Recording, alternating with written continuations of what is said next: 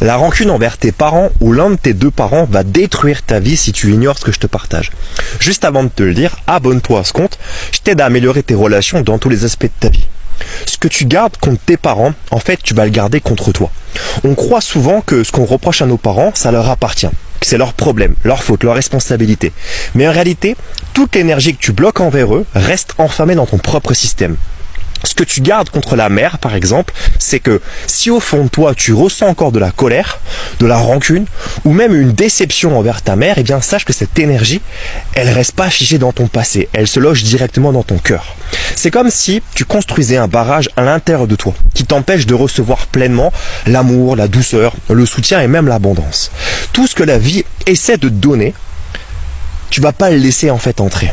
Parce que ta mère, qu'on le veuille ou non, eh bien c'est la première porte par laquelle tu as reçu la vie. La rejeter, c'est rejeter une part de toi. C'est fermer la porte à ta capacité à accueillir. Ok ? Ce que tu gardes contre ton père aujourd'hui, ça joue différemment. Si tu ressens encore une blessure, une rancune ou une déception envers ton père, eh bien, c'est pas lui seul que tu rejettes, c'est ta propre force de décision, ton propre pouvoir de créer ta vie. Le père, symboliquement, c'est l'élan qui te pousse à sortir dans le monde. C'est l'élan qui te pousse à prendre ta place et à dire « Voici ce que je suis, voici ce que je choisis, voici ce que je construis dans ma vie. » Si tu bloques ton père dans ton cœur, tu bloques aussi ton mouvement. Tu doutes de toi, tu n'oses pas vraiment choisir, tu procrastines, tu cherches une approbation extérieure que tu n'auras jamais. Sache une chose, c'est que c'est pas leur faute, c'est pas leur faute si tu continues de souffrir aujourd'hui. Ils ont fait avec leurs propres blessures, leurs propres limites.